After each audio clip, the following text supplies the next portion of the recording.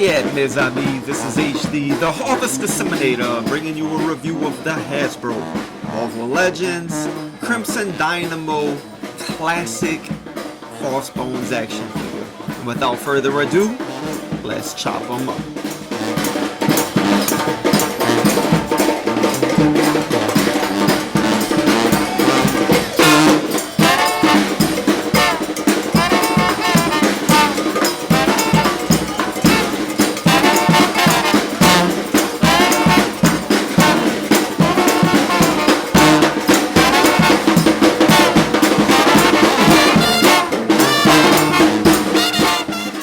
And here is Crossbones in the general Marvel Legends packaging, and he's looking real good right here in the window. I like the presentation.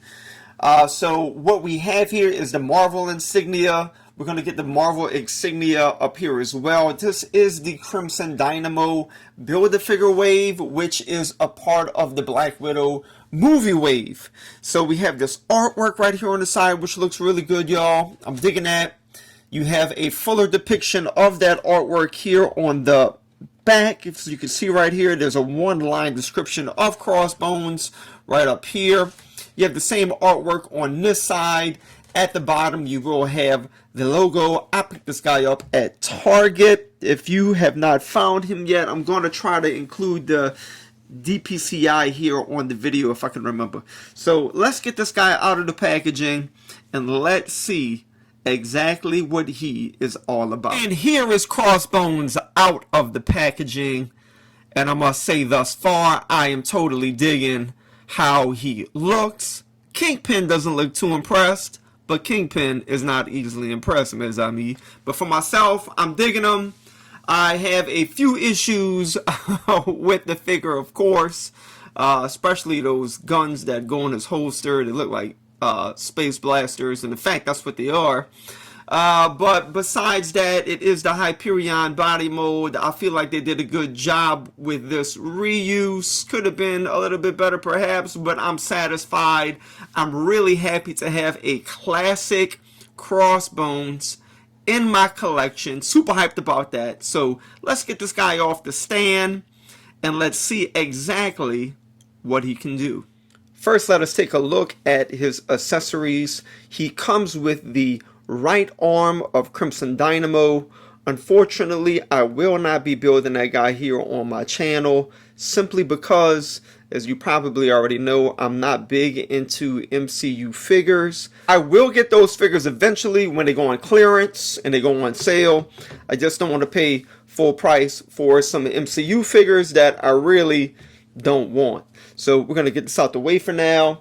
Of course, he's going to come with these two awesome double barrel cut-off shotguns, for lack of a better word. I don't know what kind of guns these are. I'll be lying to you if I told you I did, man. I have no clue. But I like the detailing in the weapons, man. They look really nice. Not sure if we've seen these before.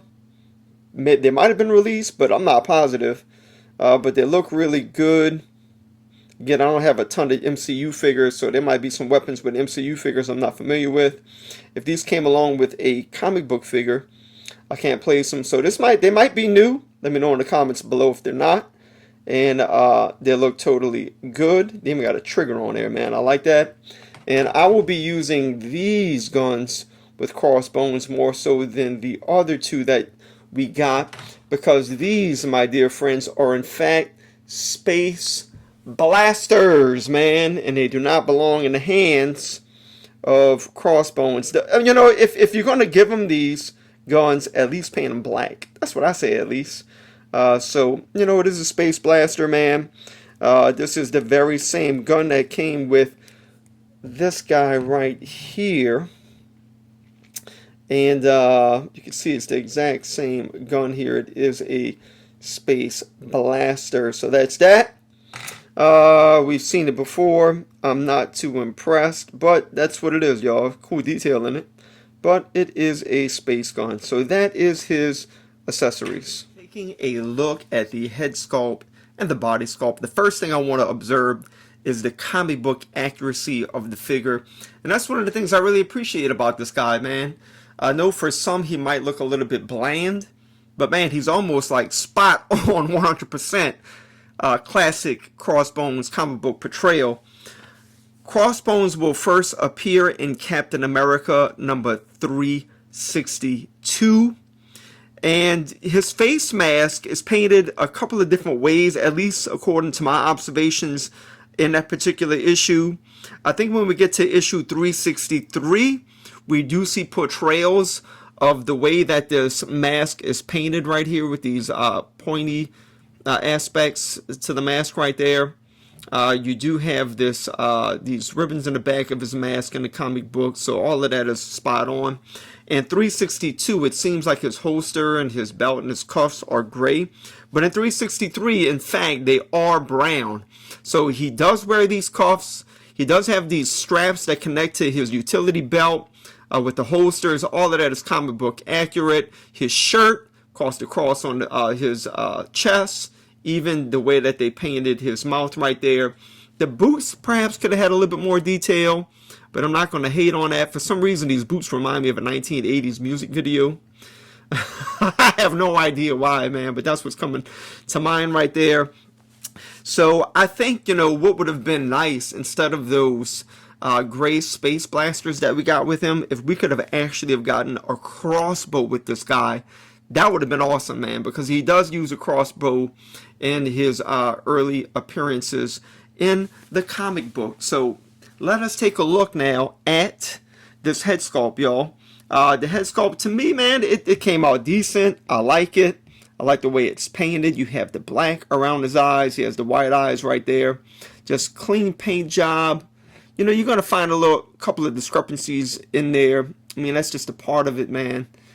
I'm not sure if there will ever be a perfect paint job from Hasbro, but for the most part, man, I'm digging this thing. You can see the imprints of his ears right there in the mask, man. That's good attention to detail. Totally digging it. So, yeah, the head sculpt's right on. Again, this is the Hyperion body mold, and I think that it's being used pretty decently right here. And here are a couple of examples of how the Hyperion body mold was used good and not used so well. Okay, so here, let me just back this guy up actually, and just give a little comparison. Here we have a couple of few different uses of the Hyperion body mold. I would say that they did a really good job with Bishop. Man, I really love this action figure, man. I think the Hyperion body mold matches him well. However, the Sabretooth, man, I'll be honest with you, I'm not too crazy about.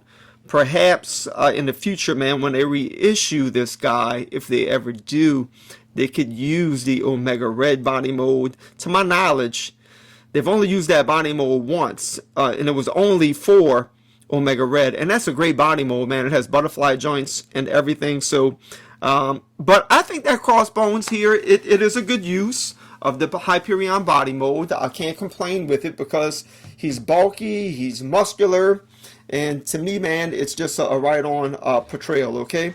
I do like the X right there. All of this is painted in his shirt right there, you know, with the low-bearing neck right there on his t-shirt. That's all painted.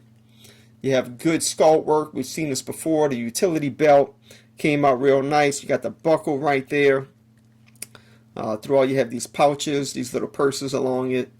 You do have this great holster, and with the holster, it's like almost as though the this little clip is locking it in. However, that's just sculpted into the pouch right there. When you put the gun in, you know, of course, it's not covering it, you know, but nonetheless, man, I can appreciate that for what it is. And it's just black paint throughout, black plastic. I do want to point out that the boots are shinier than this matted black plastic right here. So basic body mold. You do have the gloves painted on here as well. But it is nice for what it is again, y'all. And again, it is a great comic book portrayal of a classic Crossbones. So run through his articulation. He can look up pretty decently high. He can look down pretty decently low. He will have this ab crunch. He can go down that much. He can go that far back, which is pretty good. You do have a waist swivel. Now, granted, the belt is connected to these thigh pieces, thigh straps, so they will move a little bit, but still you can get a good range of motion even with those on there. So that's that. With his arms, you get the full rotation with these puppies. They can come out pretty decently far, but I would be careful because the shoulder will eat into the plastic. So if you want to get his arms to the side like that, man, I would rotate them to prevent that from happening, okay? So let me put that back in. So his arms can go up that high. And what I told you not to do, I just did. You can see the plastic being eaten into right there. Full rotation, upper bicep swivel, double jointed elbows. You do have trigger fingers, and they do have hinges that hinge side to side like this here. With the legs, you don't want to stretch them out too far, even though you can get them out a little ways. Again, you do have these straps on his upper thighs. You do have upper thigh cut, double jointed knees. You have a boot swivel. His feet can go up that high, that low. You do have ankle pivoting, and there are peg holes at the bottom of his feet. And Crossbones is going to stand in at almost 7 inches. And here he is scaled next to Batroc and Scourge.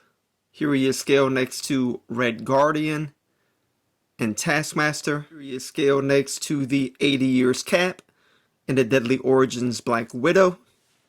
And here he is scaled next to Bucky Cap and the Toy Biz Marvel Legends Falcon. And I'm really hoping that Hasbro gives us a version of Sam Wilson in this comic book costume.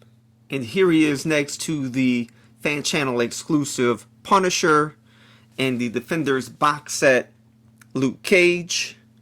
Here he is scaled next to the Toy Biz Marvel Legends Howard the Duck and the Hasbro Marvel Legends Howard the Duck. And here he is scaled next to 2 New Orleans born superheroes. We have the Queen of New Orleans, the illustrious, glorious, most powerful Monica Rambeau, and the Prince of the French Quarter, Remy LeBeau, known on the streets of the Quarter as Gambit. In conclusion, I know it is a reuse of the Hyperion body mold. I still really like this figure a lot. I wish the only thing I would change with the figure really are the weapons, the white space blasters. I mean, if you're going to use them, at least paint them black. Secondly, I wish he would have come with some fisted hands because we do find him in a lot of hand-to-hand combat. With that said, I really dig the figure. I actually recommend him. He is, we just have to bear in mind, he is a classic first appearance Crossbones. And I personally really appreciate that. That's my review, y'all. If you enjoyed it, don't forget to hit the subscribe button. Give the video a like. Hit the notification bell. It goes a really long way in supporting the channel. And until next time, as we say here in New Orleans, laissez le bon temps rouler, mes amis.